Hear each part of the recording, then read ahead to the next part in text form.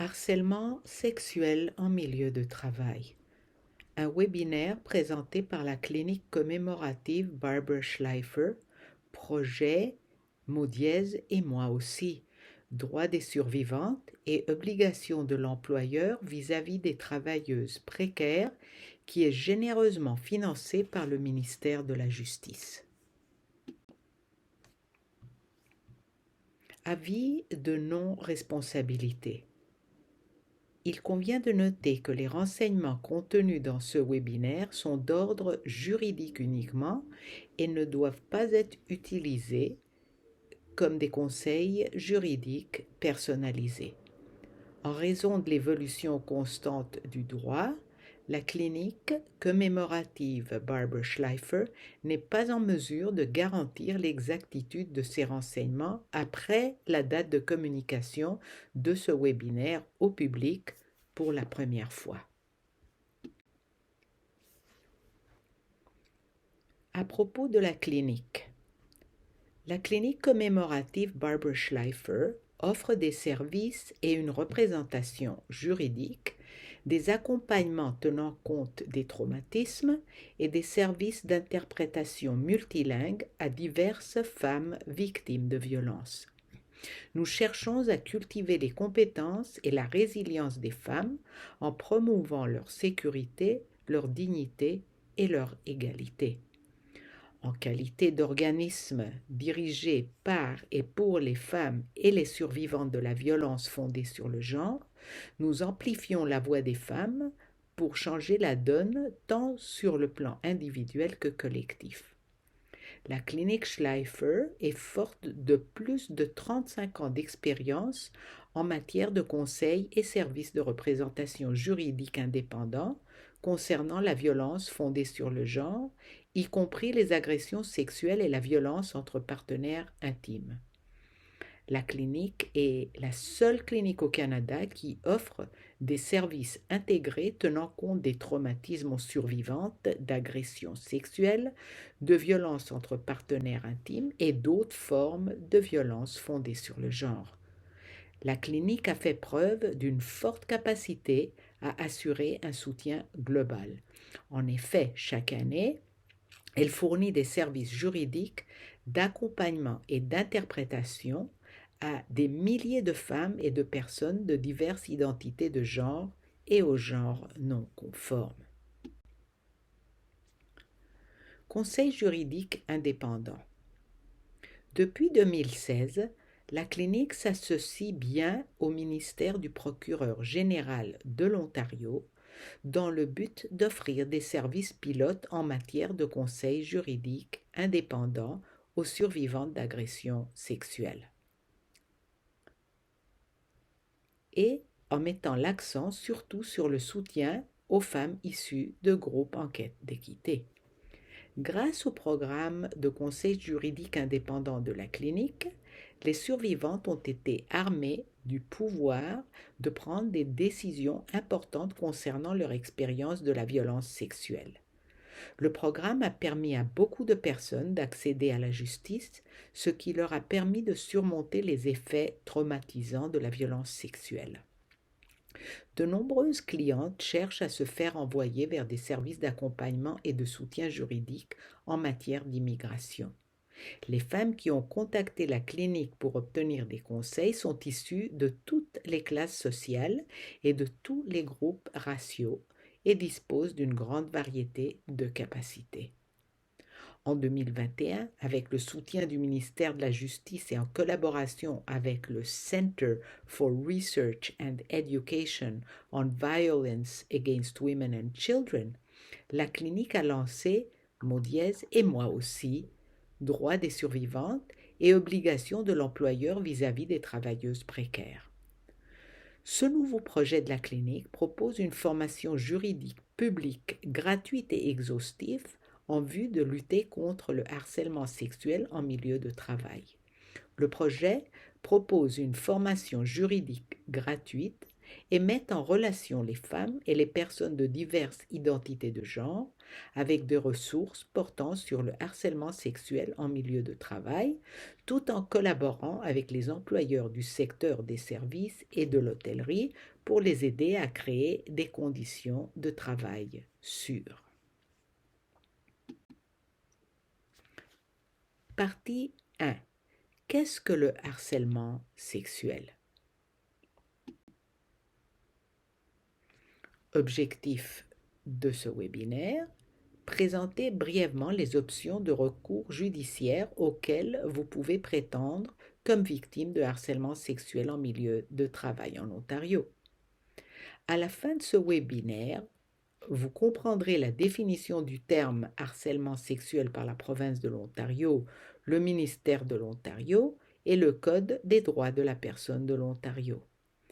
Vous connaîtrez les recours judiciaires offerts par le Tribunal des droits de la personne et le ministère du Travail dans le cas d'un harcèlement sexuel en milieu de travail en Ontario, et vous maîtriserez vos droits légaux en Ontario en tant que victime de harcèlement sexuel en Ontario. Harcèlement sexuel. Le Code des droits de la personne de l'Ontario définit le harcèlement sexuel comme suit. Fait pour une personne de faire des remarques ou des gestes vexatoires sur le sexe, l'orientation sexuelle, l'identité sexuelle ou l'expression de l'identité sexuelle lorsqu'elle sait ou devrait raisonnablement savoir que ces remarques ou ces gestes sont importants. Que signifie-t-il pour vous le harcèlement sexuel en milieu de travail? Le harcèlement sexuel renvoie à une situation où une personne fait des remarques ou des gestes de nature sexuelle à votre endroit sans votre consentement. Ces remarques ou gestes peuvent se produire sur une période courte ou prolongée.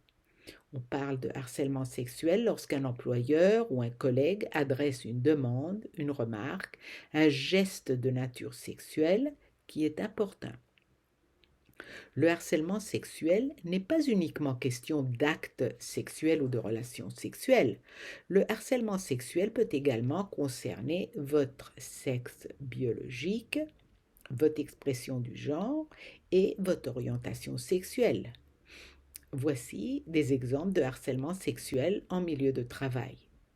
Moqueries désobligeantes ou injures relatives au sexe ou à la présentation du genre d'une personne, les attouchements inappropriés, envahissement de votre espace personnel pour vous intimider physiquement ou sexuellement, regards inappropriés ou concupiscents, blocage intentionnel du chemin que vous empruntez, partage non consenti de textos à caractère sexuel, plaisanteries ou commentaires à connotation sexuelle, moqueries concernant l'orientation sexuelle et ou l'identité de genre d'une personne, divulgation de détails sur la vie sexuelle d'autrui, demande de faveurs sexuelles en échange de récompenses ou d'avantages professionnels, représailles après un refus d'avance romantique, harcèlement sexuel en ligne, également dénommé violence fondée sur le genre, facilitée par la technologie.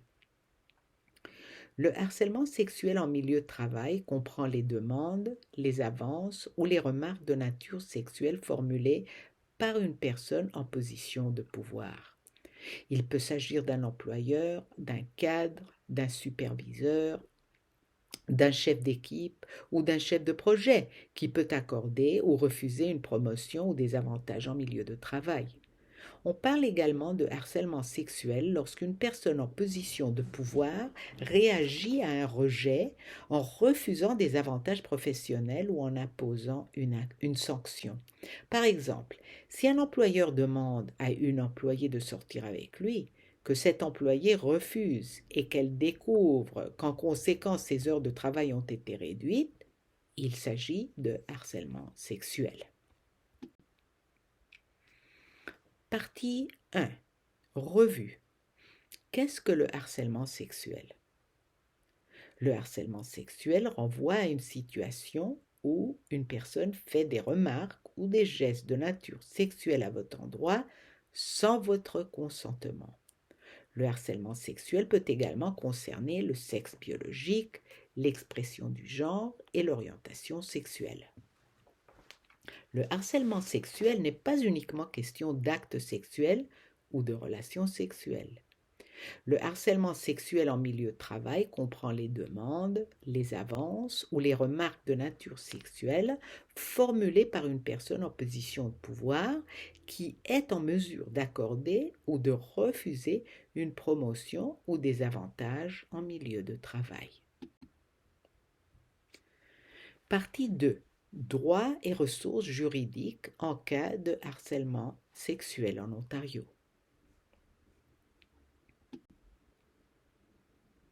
Vos droits. Personne ne mérite de faire l'expérience du harcèlement sexuel en milieu de travail. En Ontario, vous avez le droit à un emploi exempt de harcèlement, le droit à un emploi exempt de discrimination, le droit de déposer un rapport de police en cas de violence sexuelle et la protection contre le licenciement abusif ou injuste. Vous avez le droit de faire valoir ces droits. Harcèlement sexuel en milieu de travail. Si vous êtes ou vous avez été victime de harcèlement sexuel en milieu de travail, vous disposez de plusieurs voies judiciaires pour remédier aux préjudices résultant de ce harcèlement. Il s'agit notamment du droit civil, du droit pénal, du Code des droits de la personne, de la loi sur la sécurité de l'emploi, de la loi sur la santé et la sécurité au travail, de la Commission de la sécurité professionnelle et de l'assurance contre les accidents du travail, des associations professionnelles et des organismes de réglementation. Ce webinaire sera axé sur le Code des droits de la personne, la loi sur les normes d'emploi et la loi sur la santé et la sécurité au travail. Pour les personnes qui ont un emploi précaire ou un statut d'immigrant précaire, l'accès à certaines des options juridiques examinées dans ce webinaire peut s'avérer particulièrement difficile. Pourquoi ? Les personnes qui ont un emploi précaire ou un statut d'immigrant précaire sont plus susceptibles de craindre d'être expulsées et de vivre au jour le jour, tout en se souciant de ne pas trouver un autre emploi ou de rencontrer des difficultés à accéder à un emploi formel. Pour les personnes dans de telles situations, l'accès à un service de ressources humaines en milieu de travail est moins probable. Ces difficultés augmentent le risque de harcèlement sexuel en milieu de travail et contribuent à des expériences d'exposition à diverses formes d'autres violences, de pression, de profilage racial, de discrimination et d'exploitation aux mains d'autres acteurs comme les partenaires intimes, les clients, la police et d'autres organismes chargés de l'application de la loi. Partie 2A. Le Code des droits de la personne et le Tribunal des droits de la personne. Qu'est-ce que le Code des droits de la personne de l'Ontario ? Adopté en 1962, le Code des droits de la personne de l'Ontario est une loi provinciale interdisant la discrimination en matière de logement, de contrat, d'emploi, de biens, de services, d'installation, d'adhésion à des syndicats, de commerce ou de services professionnels.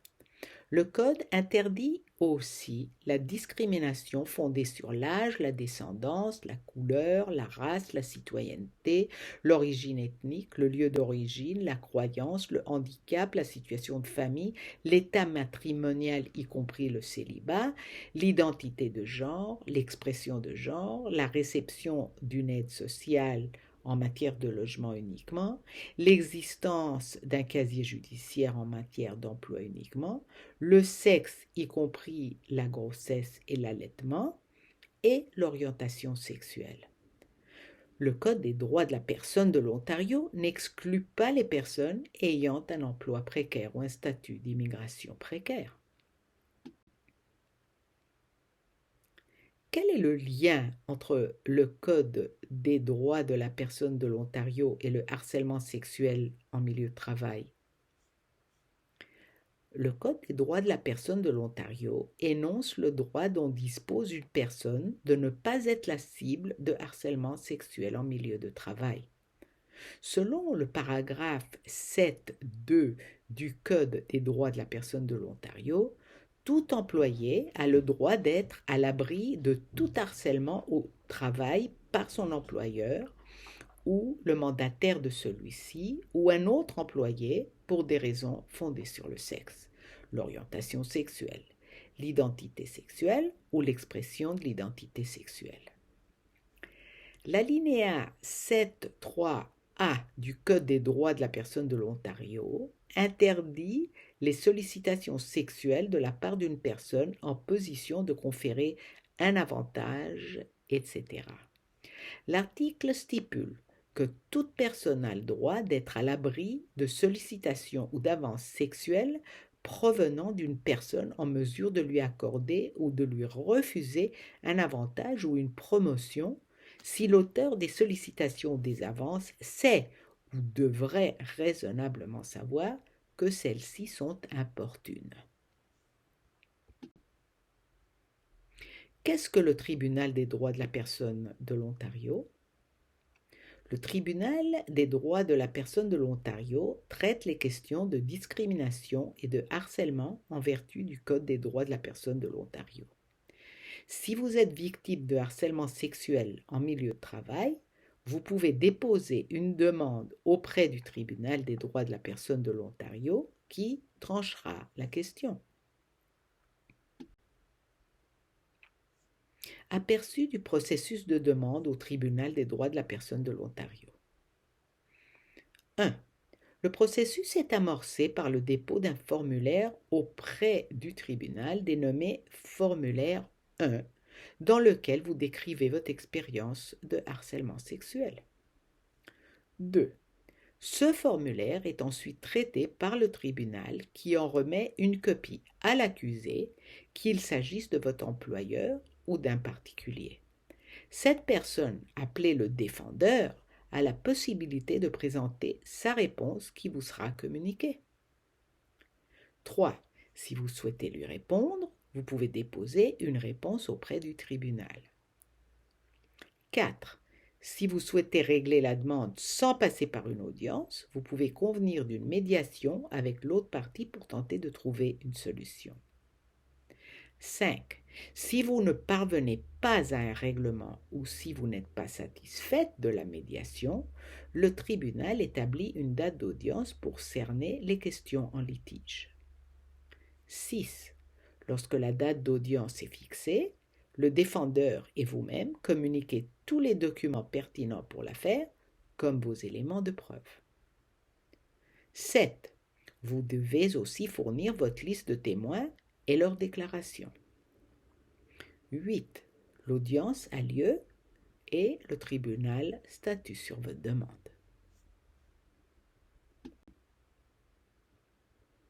Recours et avantages potentiels d'une demande auprès du Tribunal des droits de la personne de l'Ontario. Si votre demande est acceptée et que vous avez gain de cause, le Tribunal des droits de la personne de l'Ontario peut obliger votre employeur à vous verser une indemnité pécuniaire pour douleur et souffrance ou perte de salaire.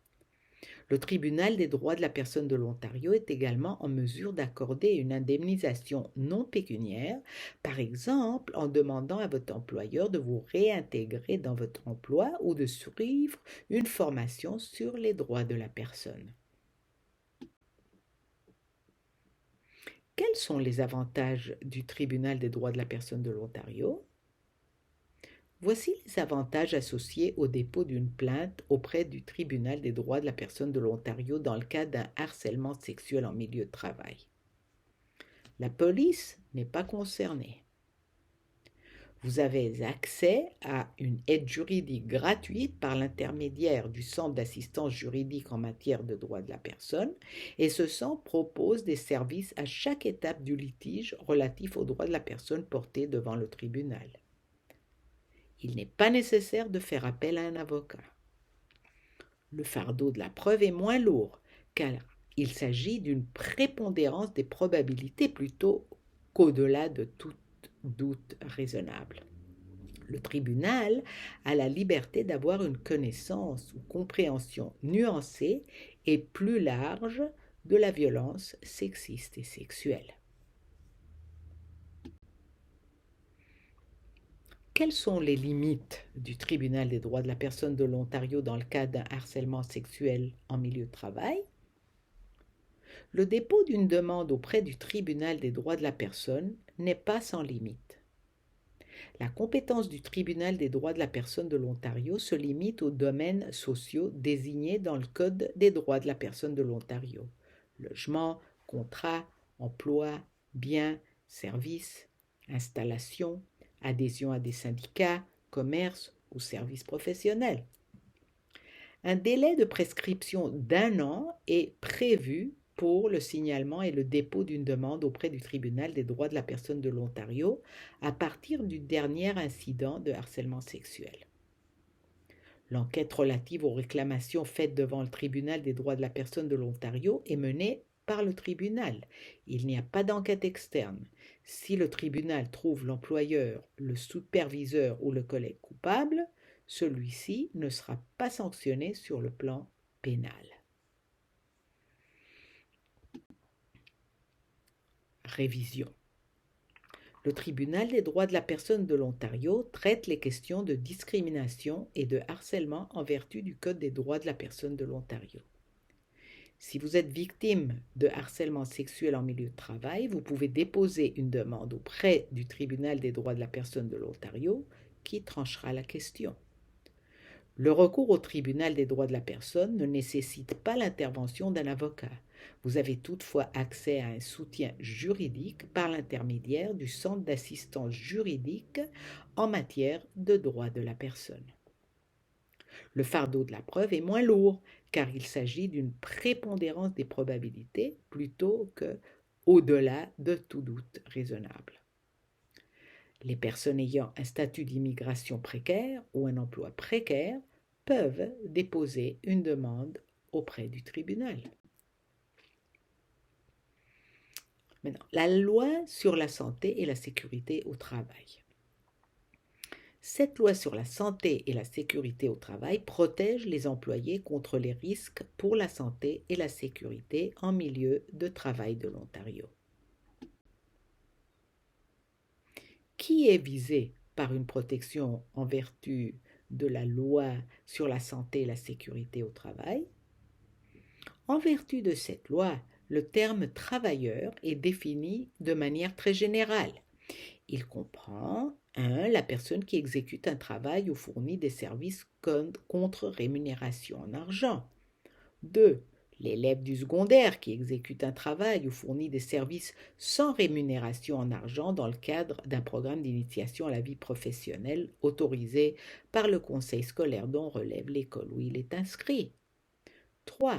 La personne qui exécute un travail ou fournit des services sans rémunération en argent dans le cadre d'un programme approuvé par un collège d'art appliqué et de technologie, une université, un collège d'enseignement professionnel ou un autre établissement postsecondaire. 4. Les autres personnes prescrites qui exécutent un travail ou fournissent des services à un employeur sans rémunération en argent. La loi sur la santé et la sécurité au travail prévoit des exceptions à sa définition générale de travailleur. En effet, les médecins, les avocats, les administrateurs de sociétés et les fonctionnaires fédéraux ne sont pas considérés comme des travailleurs. Quel est le lien entre la loi sur la santé et la sécurité au travail et le harcèlement sexuel en milieu de travail? La loi sur la santé et la sécurité au travail oblige les employeurs à promouvoir un milieu de travail exempt de harcèlement sexuel et de violence sexuelle.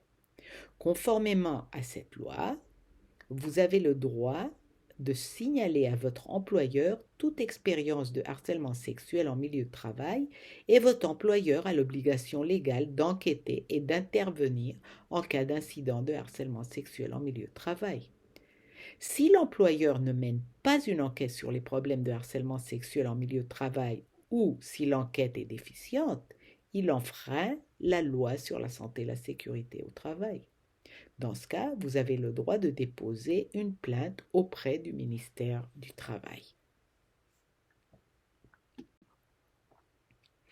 Quel rôle joue le ministère du Travail dans l'application des obligations juridiques devant être assumées par mon employeur en vertu de la loi sur la santé et la sécurité au travail?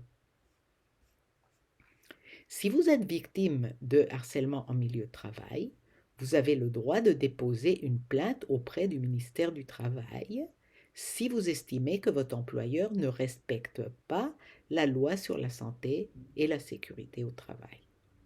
Après le dépôt de la plainte, un représentant du ministère du Travail mènera une enquête sur les problèmes de harcèlement sexuel en milieu de travail. Les travailleuses dont le statut d'immigration est précaire peuvent hésiter à porter plainte auprès du ministère du Travail. Toutefois, en vertu de la loi sur la santé et la sécurité au travail, le statut d'immigrant n'est pas un facteur qui influe sur la définition du terme travailleur. Pour protéger votre identité, vous pouvez également déposer une plainte auprès du ministère du Travail de manière anonyme.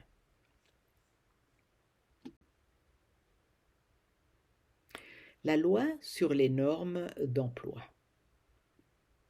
La loi sur les normes d'emploi est une loi provinciale qui concerne les protections minimales garanties à certains types d'employés. En vertu de la loi sur les normes d'emploi, employé s'entend notamment, selon le cas, 1. De quiconque, y compris un dirigeant d'une personne morale, exécute un travail pour un employeur en échange d'un salaire. 2. De quiconque fournit des services à un employeur en échange d'un salaire. 3. De quiconque reçoit une formation d'une personne qui est un employeur si les compétences visées par cette formation sont des compétences qu'utilisent les employés de l'employeur. 4. De quiconque est un travailleur à domicile.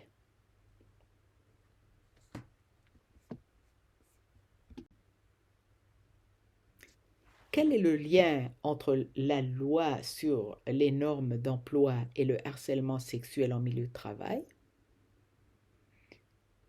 Une disposition plutôt essentielle de la loi sur les normes d'emploi est le congé en cas de violence familiale ou sexuelle. Qu'est-ce qu'un congé en cas de violence familiale ou sexuelle?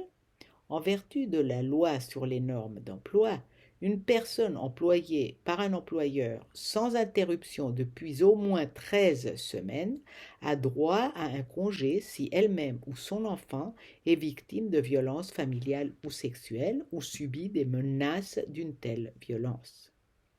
Le congé est autorisé pour 1. Obtenir des soins médicaux à l'égard d'une blessure ou d'une incapacité de nature physique ou psychologique causée par la violence familiale ou sexuelle. 2. Obtenir les services d'un organisme offrant des services aux victimes. 3. Obtenir du counseling psychologique ou d'autres consultations professionnelles. 4. Déménager. 5. Obtenir des services juridiques ou d'application de la loi, y compris se préparer en vue d'instances judiciaires civiles ou criminelles liées à la violence familiale ou sexuelle ou en découlant, ou participer à de telles instances. Une autre disposition essentielle de la loi sur les normes d'emploi est la protection contre les sanctions ou les représailles.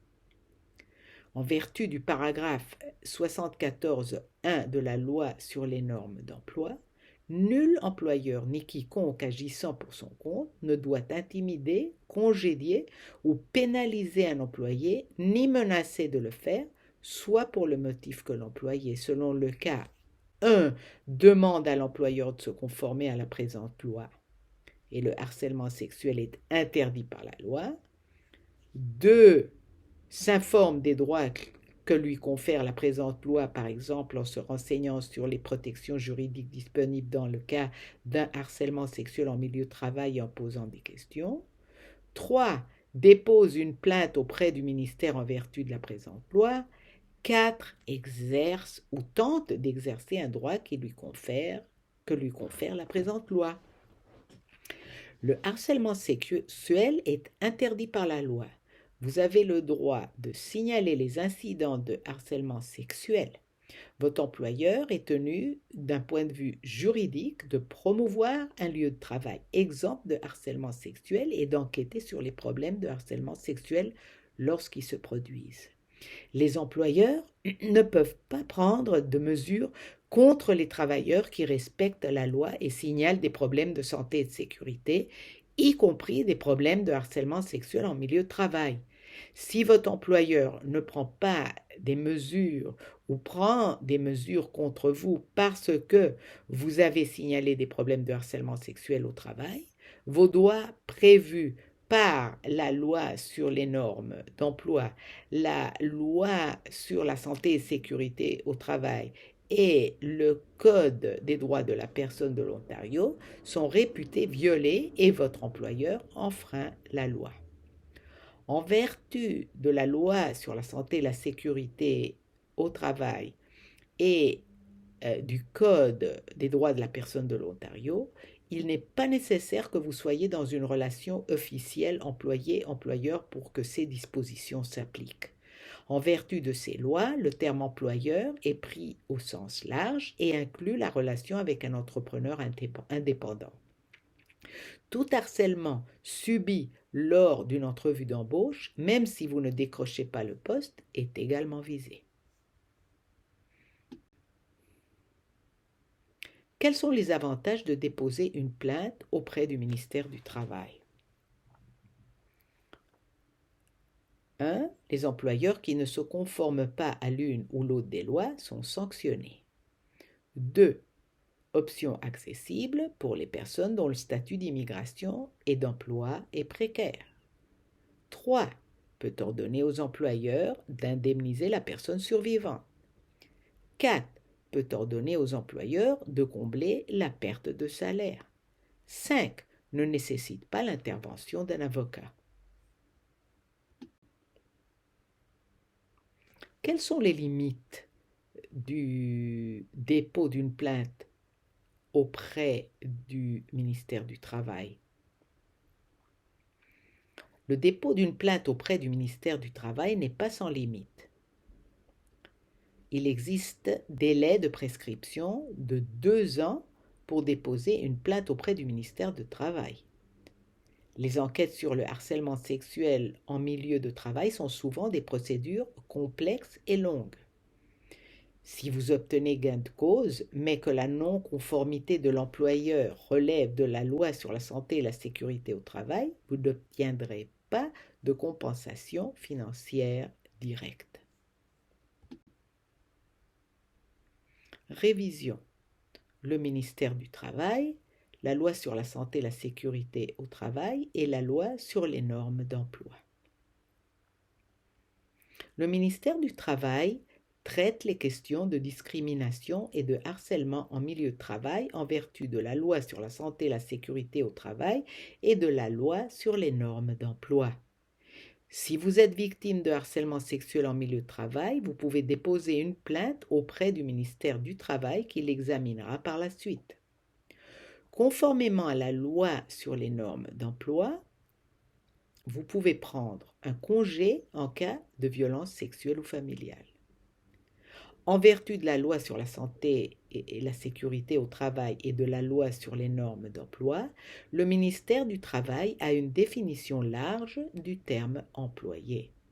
Il n'est pas nécessaire de faire appel à un avocat pour déposer une plainte auprès du ministère du Travail. Résumé. Nous sommes à la fin de ce webinaire. C'est maintenant l'heure de passer en revue ce que vous avez appris. Vous maîtrisez désormais la définition juridique du harcèlement sexuel selon le ministère du Travail de l'Ontario et le Code des droits de la personne de l'Ontario. Vous connaissez désormais vos droits légaux lorsque vous êtes victime de harcèlement sexuel en milieu de travail de l'Ontario. Vous êtes désormais familière avec le Tribunal des droits de la personne et le ministère du Travail. Vous connaissez désormais les recours juridiques offerts par le Tribunal des droits de la personne et le ministère du Travail lorsque vous êtes victime de harcèlement sexuel en milieu de travail en Ontario. Coordonnées.